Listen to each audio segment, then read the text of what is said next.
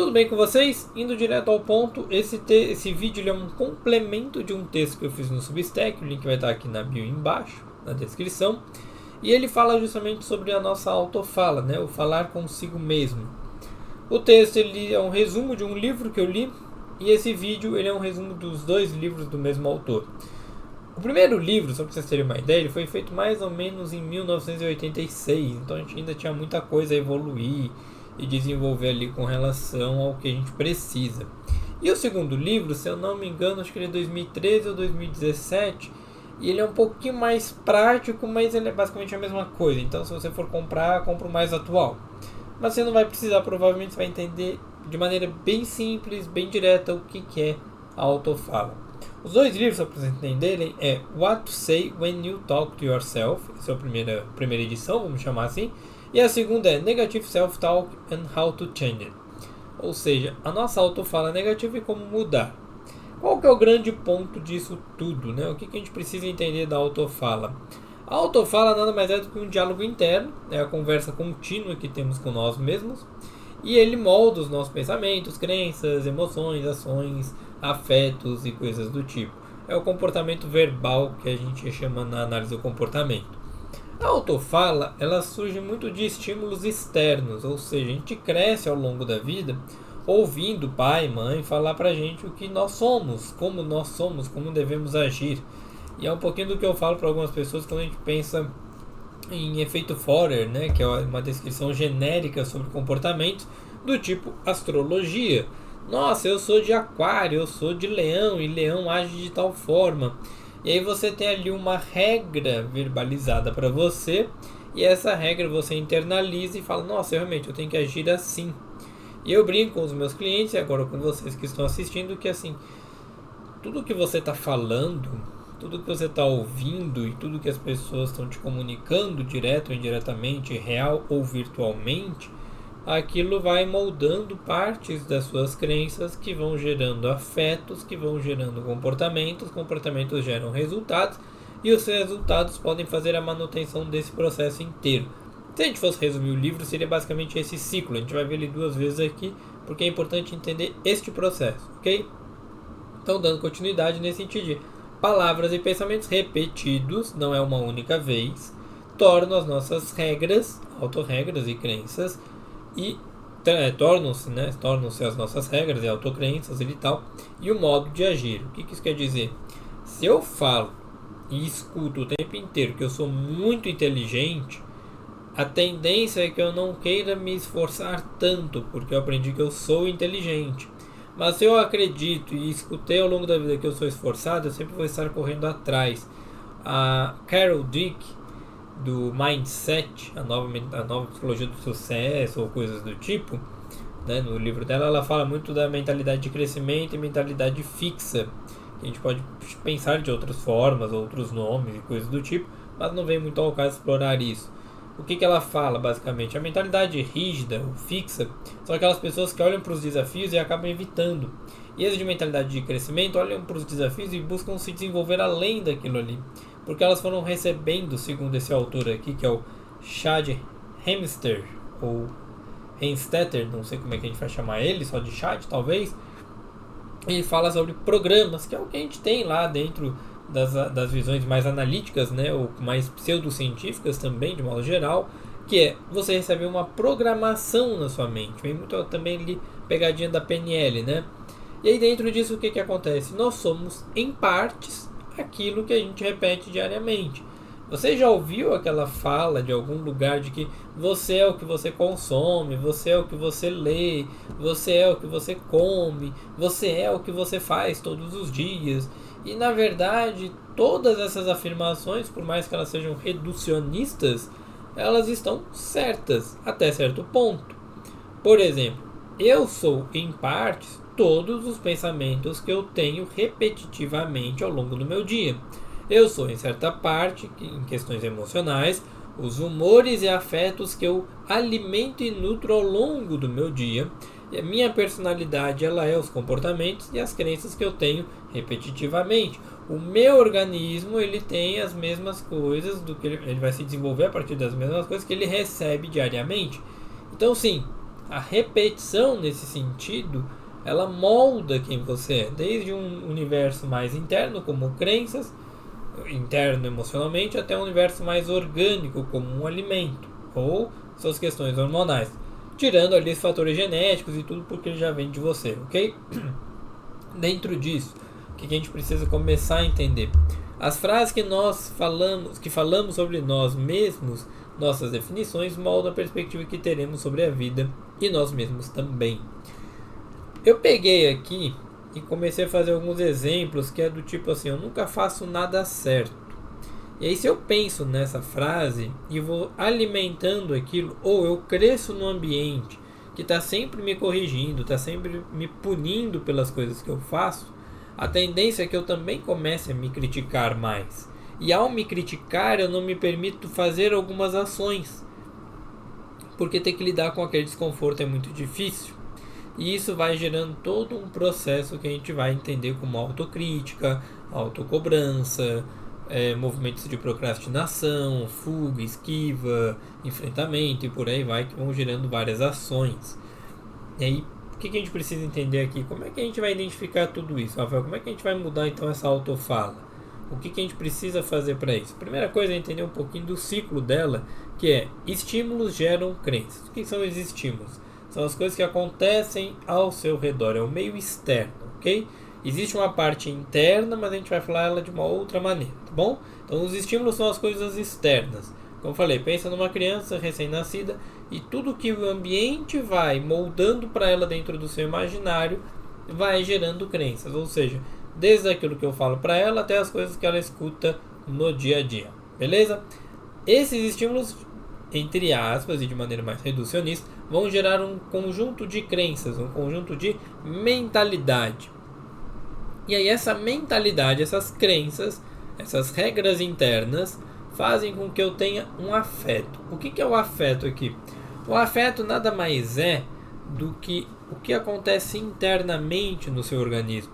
É a nossa interocepção.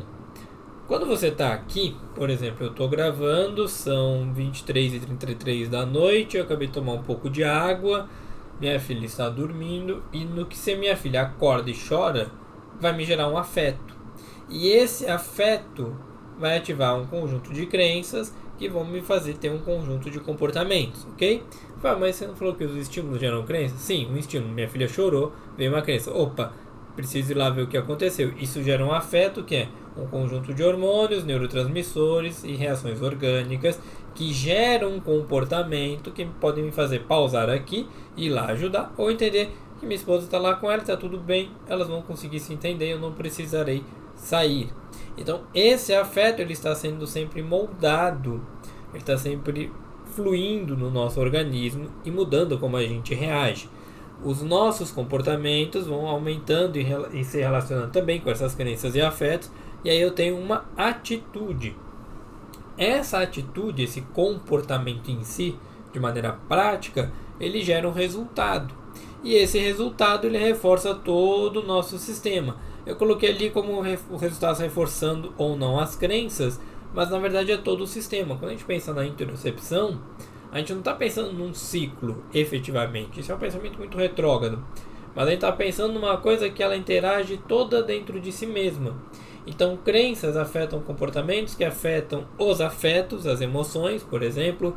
Afetam o modo como os resultados acontecem, ou como a gente percebe ele. E afetam a nossa relação com os estímulos externos. E assim, cada um dos outros elementos vão se afetando, ok? Então, é sempre uma coisa muito multi ou interdisciplinar de modo geral, tá bom? É importante você ter noção de que não é um ciclo linear de começa aqui, termina aqui e pronto. Não, ele vai sempre sendo moldado. A gente faz dessa forma mais linear porque é mais simples de ser compreendido. É uma questão didática. O ciclo da autofala ele entra muito nesse processo. Como eu falei, você tem influências externas que geram a base das suas crenças. E aí você tem comportamentos. E aprendemos através dessas imitações e associações, ok? Se eu chego para minha filha quando ela faz uma coisa boa, e eu a parabenizo, eu falo coisas afirmativas para ela, aquilo cresce no organismo dela. Quer dizer que aquela criança de 1 ano, 2, já vai ter um monte de crença? Não necessariamente crenças, mas ela já tem uma relação de associação com o ambiente e com alguns estímulos. Então ela percebe, por exemplo, se ela derrubar uma garrafa de água ou uma colher, e eu pego e rio com ela e devolvo, ela vai fazer de novo porque ela vai querer rir junto de novo.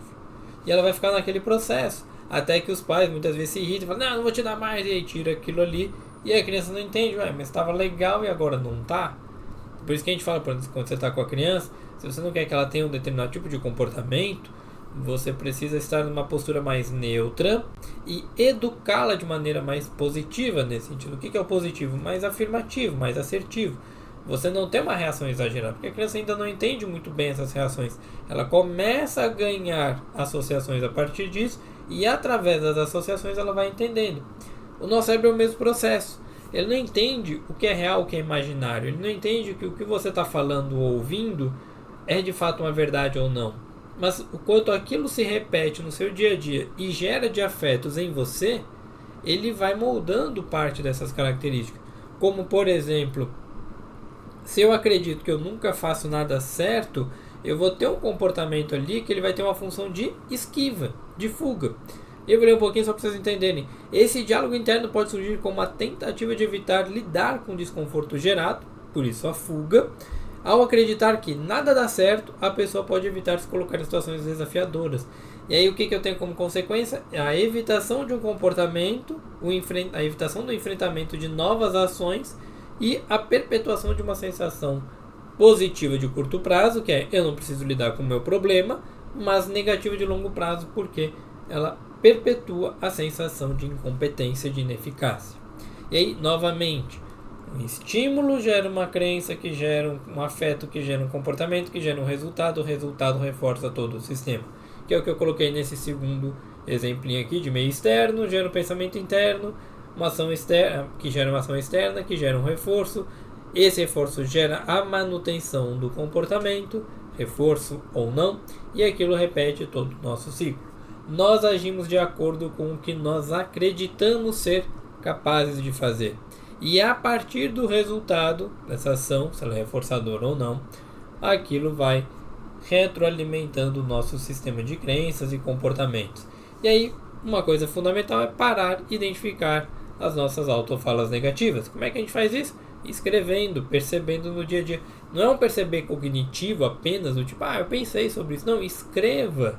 Eu estou trazendo exemplos escritos porque fica mais fácil, porque eu não iria lembrar de todos eles. Um segundo exemplo é, eu não sou bom o suficiente para este trabalho. A mesma coisa, uma função de proteção contra a rejeição e fracasso. Por exemplo, vou criar conteúdo na internet, vou gravar uma aula.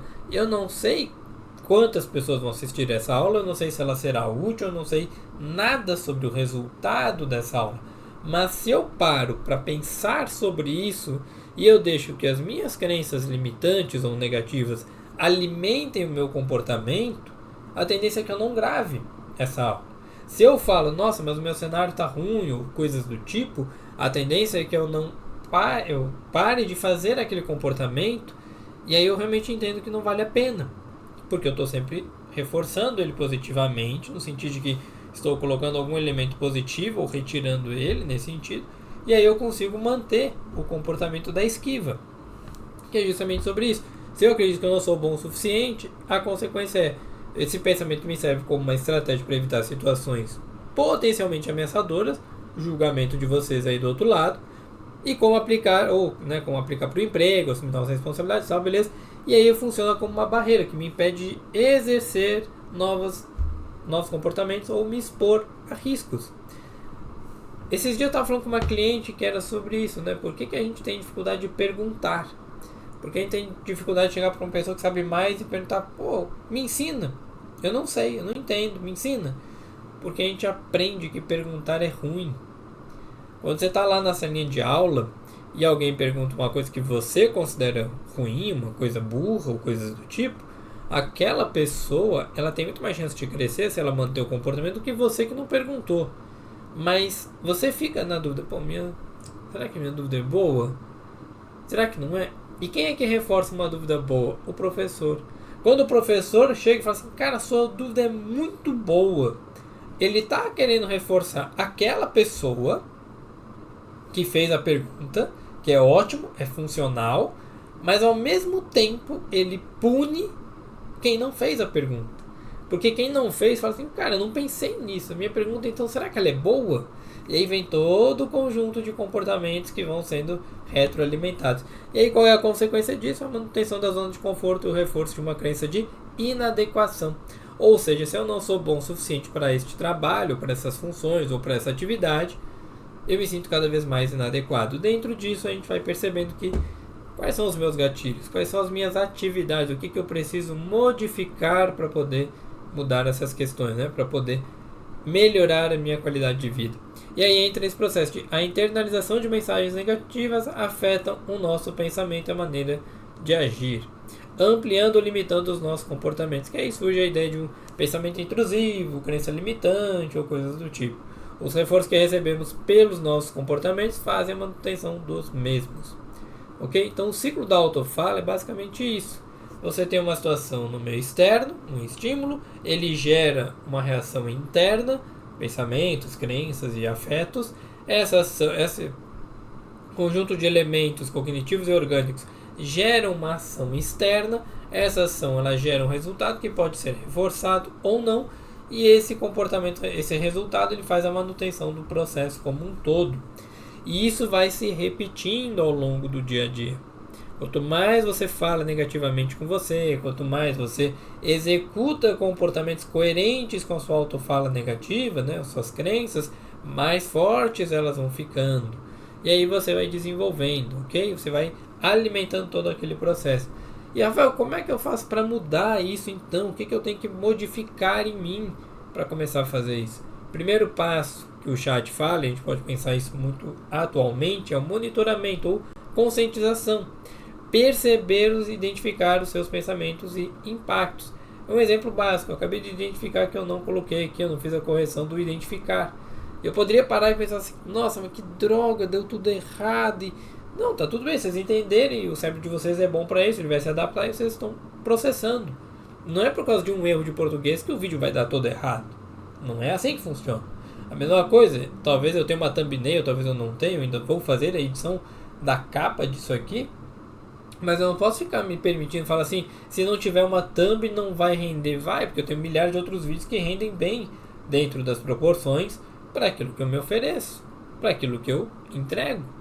Então entende que a gente começa a perceber que essas crenças elas vão modificando comportamentos, e se eu der vazão para esse processo, ele me faz com que ele me impede de crescer, ele faz com que eu continue naquela zona de conforto onde nada se desenvolve e eu não consigo mudar um comportamento. Então a primeira coisa é me conscientizar o quão prático é essa autofala negativa.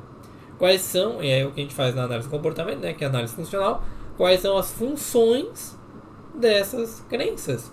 E aí mais um exemplo que é, as pessoas não gostam de mim. A função dela pode ser vista como esquiva de interações sociais desconfortáveis. E aí a partir dessa esquiva, o que acontece? Esse pensamento pode ser uma forma de evitar o risco da rejeição em ambientes sociais.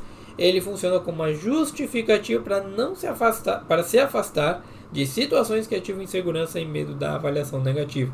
E aí, como consequência, eu gero um isolamento social, acredito que de fato ninguém gosta de mim e dificulto todos os meus relacionamentos, reforçando as crenças de rejeição e não desenvolvendo habilidades sociais. Exemplo de novo lá de você perguntar na sua turma para o professor, ou interagir num grupo de WhatsApp ou coisas do tipo. É claro que quando a gente pensa num grupo, e aqui eu vou dar um exemplo que sempre acontece, vai ter pessoas que vão gostar de você, que vão achar muito legal o que você comenta, e vai ter aquela pessoa que não gosta, que ela vai ridicularizar você, vai te alfinetar, vai ser o famoso passivo-agressivo, né, para não usar nenhum tipo de palavrão aqui. E você pode olhar para aquela pessoa que está sendo esse passivo-agressivo e falar assim, nossa, realmente eu não sou tão bom. E aí você se isola, você se retrai. E na verdade, isso só piora para você. Você dá mais poder para o outro e perde o seu poder. A não ser que você tenha outros planos, outras ações ali para fazer contramedidas com relação a essas crenças, ok? Então o primeiro ponto para conscientização aqui é você identificar os seus antecedentes comportamentais, ou seja, o que gera o comportamento da autofala, quais são os gatilhos. E a partir disso você faz a análise funcional de cada comportamento e seus devidos gatilhos. A escrita, ela é fundamental para isso. Não faça só mentalmente, ponha no papel. Escreva, ponha digitalizado, mas escreva, põe para fora. E uma outra coisa é perceba no seu dia a dia quais são os conteúdos, quais são os elementos, os estímulos que reforçam aquele conjunto de crenças negativas em você. Ok? Uma vez eu estava num grupo e um cara falou assim: porque você não sabe muito, você está errando e pai, você não faz. Ele não sabe da minha batalha, ele não sabe do que eu faço ou deixo de fazer. Mas na cabeça dele, eu não faço. Se eu entrar na mente dele nesse sentido, ou deixar ele entrar na minha, o que vai acontecer? Eu não vou fazer. E ele fala, esse grupo devia ser mais de pessoas que fazem, menos de pessoas que não fazem. Ele usou outro termo, mas era nesse sentido. E eu pensei, será que ele tem noção de que dentro de um grupo que tem mais ou menos 100 pessoas, a maioria talvez não esteja fazendo tanto quanto ele demonstra fazer? Ele nunca prova, né, que ele faz tudo aquilo, claro. É o que eu brinco, né? Ninguém nunca mostra o seu imposto de renda, os seus boletos, suas DARFs e coisas do tipo. Todo mundo fala só bem de si mesmo, ninguém vai falar mal, obviamente. E aí você tem todo um processo de, realmente, eu não faço. Porque você começa a acreditar no outro. Porque ele coloca o fazer dele como sendo superior ao seu. E esse é um grande problema. Quando a gente pensa na autofala negativa, a gente começa a comparar que a sua verdade, a sua realidade é diferente da do outro. Se você considerar que a do outro é sempre melhor, você nunca vai fazer a sua. Você sempre vai estar impedido de fazer as suas coisas. Você vai estar sabotando o seu processo. E aí entra esse ponto de conscientizar-se. O que eu estou fazendo? O que eu preciso mudar? O que me gera essas angústias? O que alimenta essas crenças, esses comportamentos? Uma vez que você conscientizou, o Chad ele vai falar de edição, e aqui eu penso melhor em substituição. O que a gente vai começar a fazer? A criação de novos comportamentos. Não necessariamente eu preciso eliminar os anteriores, tá? Às vezes é mais fácil criar um novo comportamento do que eliminar o anterior. E aí, nesse sentido de substituição, eu gosto muito daquela metáfora de um copo cheio de terra e você põe água. E, claro, você pode virar o copo e tal, limpar bem mais rápido, obviamente. Mas a ideia é deixar a água limpa, entrar e botar tudo para fora. Então é mais fácil encher a sua vida de comportamentos coerentes com o seu desenvolvimento, coerente com o que você está fazendo, para que a partir daí, dessa substituição, você consiga desenvolver. Ok? Então, por exemplo, ao invés de pensar ali que as pessoas não gostam de mim, quais são as pessoas que gostam de mim e quais são as que não gostam de mim? Eu começo a ganhar consciência do processo. E aí dentro disso eu vou criando afirmações positivas. Faz aquela coisa de botar a caneta na boca, ir na frente do espelho e falar palavras de empoderamento e coisa do tipo. É e não é. Não é aquela pegada coach, porque não é você chegar e só falar. Não é isso. Mas é você falar e ter ações de coerência dentro do teu processo. O que são ações de coerência? São ações que são correspondentes às afirmações que você faz. E aí junto disso você reconhecer também ali as suas vitórias nesse processo. Então, por exemplo, se eu falar assim, se eu tentar eu vou falhar e eu não me permito, vamos fazer uma análise funcional disso. Se eu tentar eu vou falhar, eu tenho ali como função a prevenção do fracasso e proteção de autoestima. Ok, beleza. A antecipação do fracasso pode servir como uma estratégia de autoproteção para evitar o desconforto emocional associado à falha. Assim, a pessoa não se expõe ao risco de validar essa crença. A consequência disso é a falta de ação, perda de oportunidade e reforço da ideia de incapacidade. Se eu tentar, eu vou falhar. Mas se eu falhar, eu vou aprender. E se eu aprender, eu vou melhorar. Eu estou substituindo o processo. Então eu começo a colocar pequenas afirmações de eu me permito falhar para aprender. Isso é uma afirmação. E aí eu começo a colocar ações. Aqui a gente pode pensar em micropassos.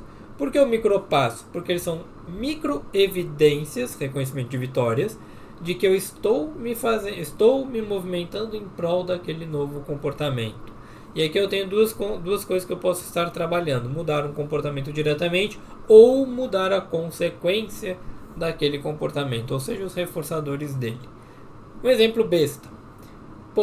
Eu não consigo perder peso, eu vivo comendo chocolate. Aí eu posso pensar assim, mas para cada chocolate que eu comer, eu posso fazer 20 polichinelos.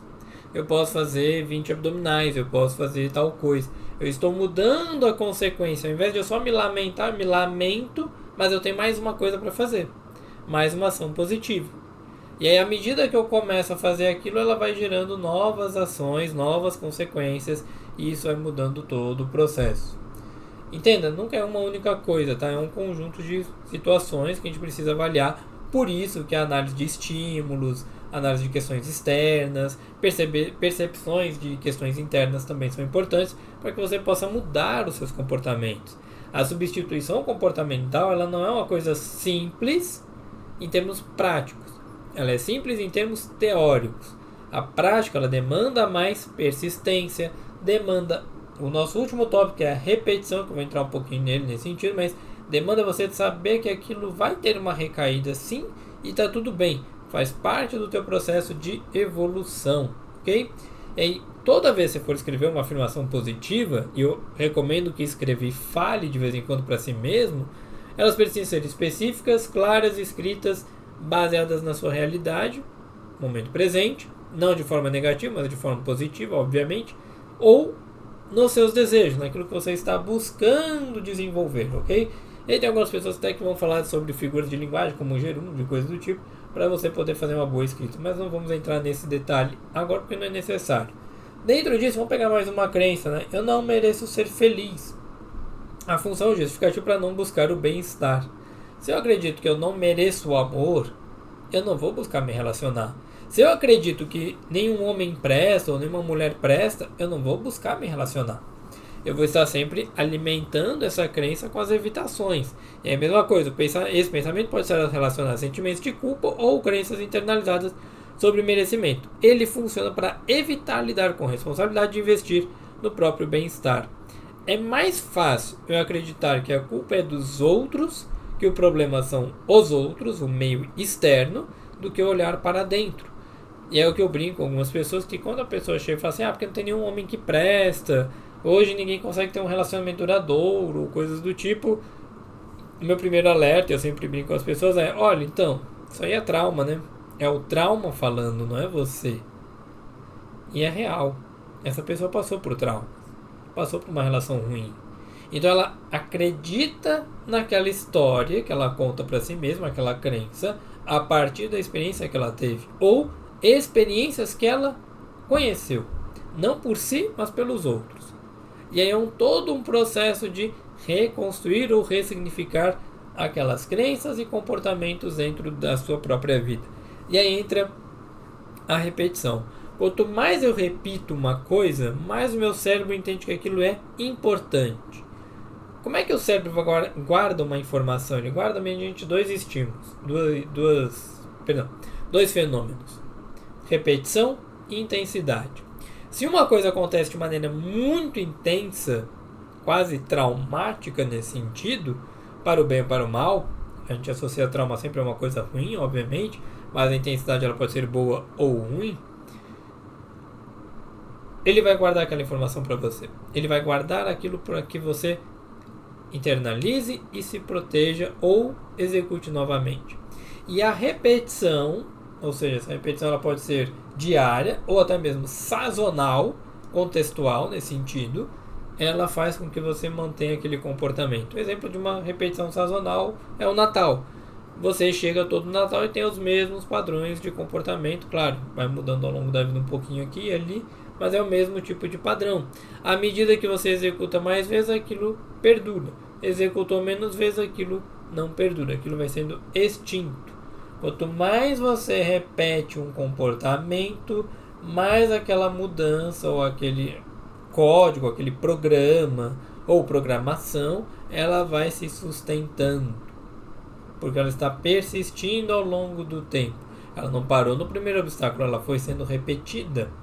E é por isso que quando eu volto ao exemplo dos filhos, tudo que os pais repetem continuamente em termos verbais e de ações com o filho, fica gravado naquela pessoa. Ah, mas eu não grito com meu filho, mas você grita com outra pessoa, ele observa. Ah, mas eu não grito, mas você vê a novela gritando e ele ouve. Então ele processa aquela informação. Hoje uma pessoa chega pra mim e fala assim, hoje não, né, mas não literal. Ah, porque as crianças já nasceram com scrolling, né, de ficar passando o dedo na tela. Não, elas não nascem com essa habilidade. O que acontece é que elas estão mexendo o corpo. E aí você tem um celular e quando você faz assim, mexendo na tela, a mudança de tela, mudança de iluminação e estímulos da tela é um reforço para o cérebro de que, opa, alguma coisa está acontecendo. E ele busca continuar aquela mudança, aquele processo de acontecimentos. A mesma coisa com as nossas crenças. Se eu acredito muito numa ideia, eu começo a enxergar o mundo através daquela ideia. E isso faz com que eu não consiga romper com ela de vez em quando. A não ser que eu faça todo um trabalho interno para a mudança desses comportamentos. Então a repetição nesse sentido, eu diria que ele é o ponto-chave de tudo. Você pode até não ter tanta consciência dos seus gatilhos, você pode até não saber muito como substituir, você tem poucas ideias de substituição, mas à medida que você repete um padrão de comportamento, ele tende a se perdurar, ele tende a se manter naquele tempo ali de execução e posteriormente ele perdura na sua vida. Lembra do exemplo do chocolate? Pô, comi o chocolate, mas eu faço 20 polichinelos, beleza. Toda vez que eu comer o chocolate, eu faço 20 polichinelos. Pode... Ah, mas Rafael, você está falando de tabletinho ou você está falando da caixa inteira? Não importa, comeu você faz, você está repetindo um processo. E esse processo de repetição faz com que aquilo se mantenha. Não por si só, porque a gente tem que avaliar motivadores, obviamente, mas para que você possa se desenvolver além. E aí toda essa mudança de comportamento ativa aquela questãozinha da neuroplasticidade, que é a mudança do teu cérebro. Ele está sempre mudando, ele está sempre se adaptando. Tem um exemplo de um vídeo que eu vi recentemente, que era a mãe com uma criança. E provavelmente ela fez só de exemplo, mas ela não entende ainda o impacto que aquilo vai ter. Claro, vai ter muito impacto provavelmente porque ela cuida muito bem da criança. Isso é bem evidente no vídeo. Mas o exemplo é bem simples. A criança está num cavalinho de madeira, daqueles que balançam para frente e para trás, brincando. E a criança, ela não sabe todos os seus limites, obviamente, mas ela vai fazendo rápido. E aí a mãe, para demonstrar que o que você fala e como você fala impacta, mesmo que você não faça muitas coisas, ela vai falando, não, cuidado, devagar, cuidado, devagar. E ela vai repetindo frases nesse sentido, ou palavras nesse aspecto, e a criança vai parando. Ao ponto em que, ao invés de ela balançar e tal, ela fica quieta no cavalinho. Porque ela entende que, opa, eu não posso fazer isso aqui. Eu não posso fazer esse comportamento. Por causa do tom de voz, do tipo de palavra falar. Claro, a criança entendeu a palavra? Não. Mas ela entende o tom de voz, a postura, a forma como você age, os movimentos corporais, coisa, não é linguagem corporal, tá, gente? Movimentos de toque na criança, de segurar o cavalinho ou coisas do tipo. A criança e o sistema cognitivo dela vai entendendo todo esse processo. E aí, para antagonizar o vídeo, ela fala para ele continuar fazendo, né? Que ele tenta ir mais rápido. Ela, não, vai lá, você consegue. E ele volta a fazer rápido e ela volta a falar palavras de cuidado para ele nesse sentido, só para evidenciar o processo. Isso é o que acontece no nosso cérebro todos os dias. Se eu acredito que eu sempre faço tudo errado, então é melhor nem tentar, eu evito a frustração de erros futuros. Eu não paro para ter que lidar com aquilo ali. Um exemplo prático meu. Eu já falei isso em outros vídeos, falo isso para algumas pessoas, que eu falo, eu tenho muita preguiça de fazer thumbnail, eu tenho muita preguiça de fazer uma boa descrição de um vídeo. Para mim, eu gosto muito mais de sentar aqui, montar a aula, montar o conteúdo, gravar e postar. O resto de fazer coisas chamativas, uma baita edição, ou coisas do tipo, eu tenho uma grande preguiça. Tá vendo a minha autofala? Ela é negativa. Por que ela é negativa, Rafael? Porque ela me limita. E no que ela me limita, eu não me permito fazer a mais. Eu não engajo no comportamento de fazer uma thumbnail, por exemplo. Então, a partir do momento que eu tenho esses padrões comportamentais de olhar para as minhas falas e entender a consequência que ela gera e a função desses comportamentos, que a gente tem dois comportamentos, né? A fala em si e o comportamento resultante dessa fala faz com que eu não consiga perceber. Agora, se eu paro e avalio tudo aquilo ali, é mais fácil de eu poder modificar esse comportamento. Então, quando eu falo, sempre eu faço tudo errado, então é melhor nem tentar, eu evito lidar com as frustrações. E aí, a mesma coisa, a falta de novas tentativas e oportunidades de aprendizado reforça um ciclo de baixa autoestima, baixa eficácia e coisas do tipo.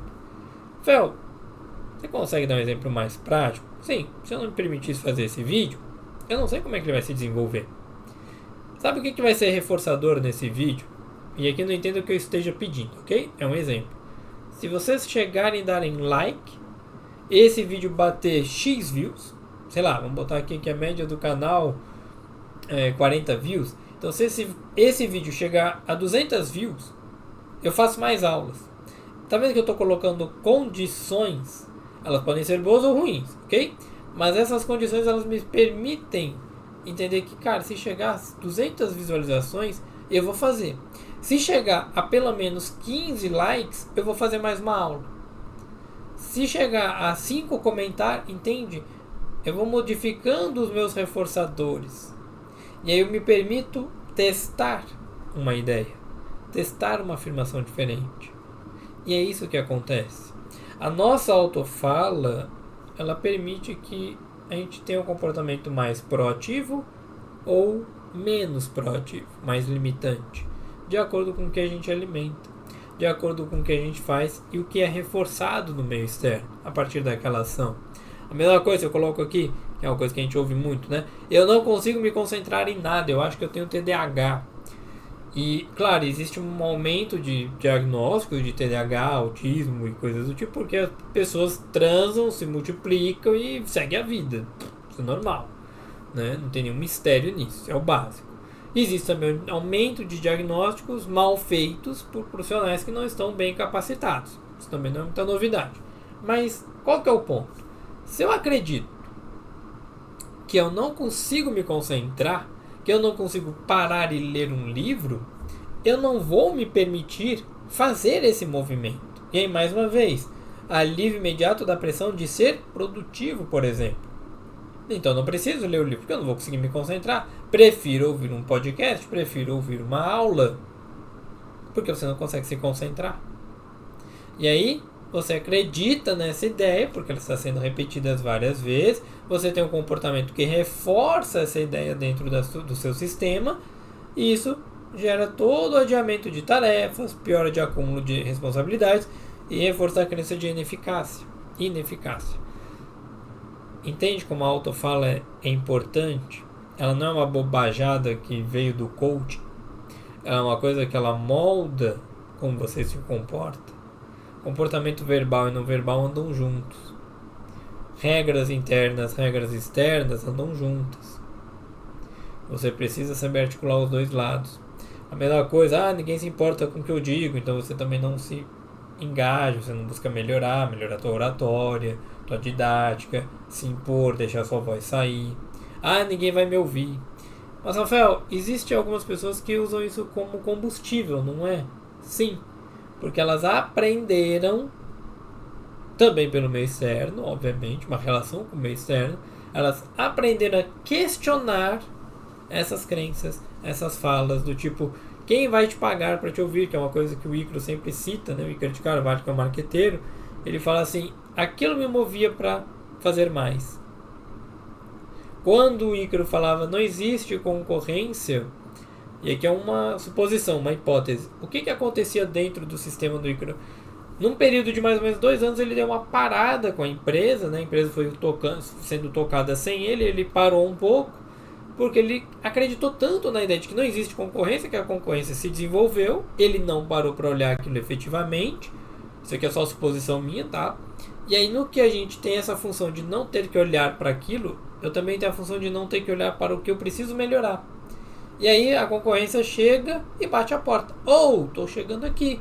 E ele, não, peraí, eu preciso mudar. E ele faz toda uma reconfiguração de comportamentos. Toda uma mudança de atitudes. Assim nascem bons produtos, por exemplo. No digital, no mercado normal, tradicional, analógico. Então a gente tem toda essa modificação de crenças sociais.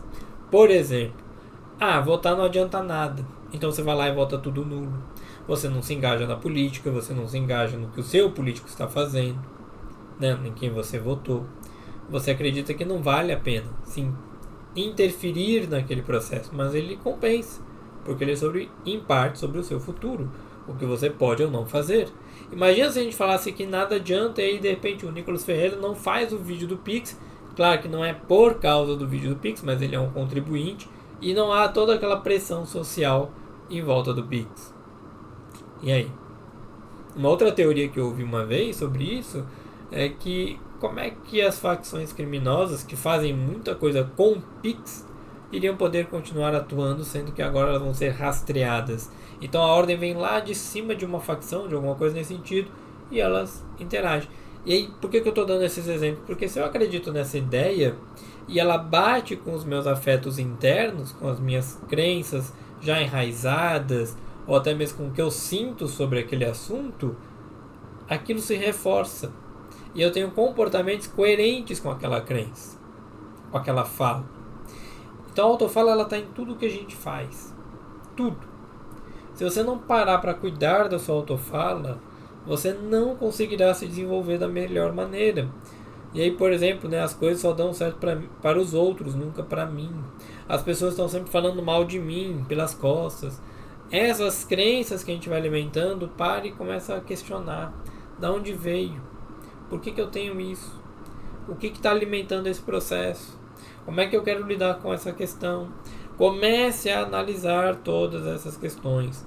E aí entra um último tópico que eu queria conversar com vocês. A gente já trocou uma ideia sobre isso, que é o auto-reconhecimento, monitoramento, identificar as funções dos pensamentos, o redirecionamento, ou seja, criar frases positivas sobre aquilo ali que você identificou, aquelas crenças, e ter comportamentos coerentes com essas frases e situações do seu dia a dia. Quanto mais você conseguir fazer isso, quanto mais você repetir, mais fácil de você modificar um comportamento. Hábitos só são quebrados com novos hábitos. Hábitos só são formados através de repetições. Quanto mais você repete, mais aquilo fica habitual, automatizado. Se você não fizer isso, não adianta. Esse vídeo, independente do resultado dele, porque eu consigo não colocar o resultado dele numa coisa externa, mas sim num sentimento interno, uma motivação intrínseca e não extrínseca, Ou seja, aquilo que eu falei de bater 200 views, 100 likes e não sei o que, e isso pra mim não faz diferença, porque a diferença é eu tô criando um repertório pra mim mesmo. Pegar livros que não são tão densos, que são mais simples, e sintetizá-los em aulas e botar no YouTube. Porque pode ser que algum dia alguém goste desse material e fale, caramba, isso me ajudou. Isso mudou a minha forma de ver as coisas.